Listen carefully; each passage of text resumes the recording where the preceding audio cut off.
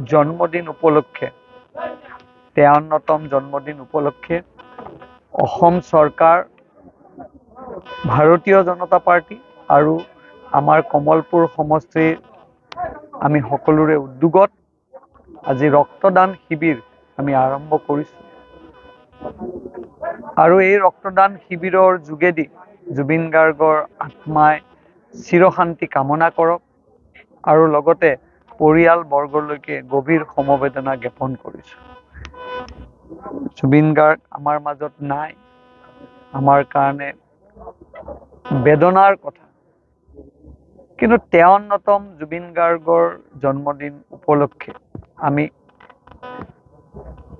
Blood donation ৰক্তদান শিবিৰ আজি আমি পূব কামৰূপ কলেজৰ প্ৰাংগণত আমি আৰম্ভ কৰিছো। ইতিমধ্যে 12জনৰ পৰা 13জন যুৱ প্ৰজন্মই এই ৰক্তদান কৰিলে আৰু মই গম পোৱা মতে 200ৰো ওপৰ ল'ৰা ছোৱালীয়ে ৰেজিষ্ট্ৰেশ্যন কৰিছে।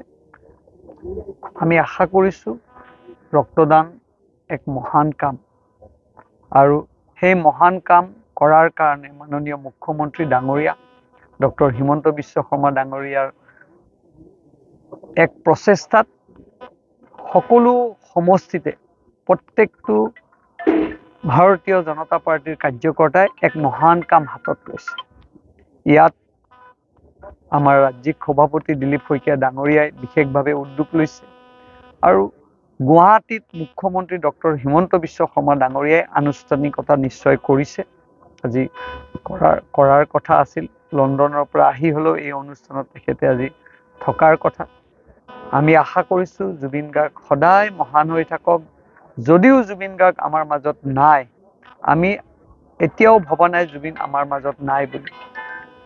মই পুনৰবাৰ এই চেগতে জুবিন গাৰ্গক গভীৰ সমবেদনা আৰু যি মহান কাম আমি হাতত লৈছো, যিহেতু জুবিন গাৰ্গ নিজেই মহান আছিল, নিজেই তেখেতে মানুহক সহায় কৰিছিল, সেইকাৰণে আজি আমাৰ চৰকাৰখনে ডক্টৰ হিমন্ত বিশ্ব শৰ্মা ডাঙৰীয়াৰ নেতৃত্ব চৰকাৰখনে এক মহান কাম হাতত লৈছে। তাৰে আজি আমাৰ আনুষ্ঠানিকতা আছিল আৰু আজি আমাৰ কমলপুৰ সমষ্টিত বহু ঠাইত জুবিন গাৰ্গৰ জন্মদিন পাতিছে।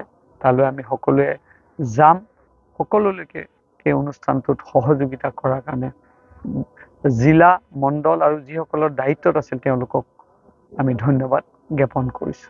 যিকোনো খবৰৰ বাবে যোগাযোগ কৰক 7099017330 লগতে 7099017110 নম্বৰত।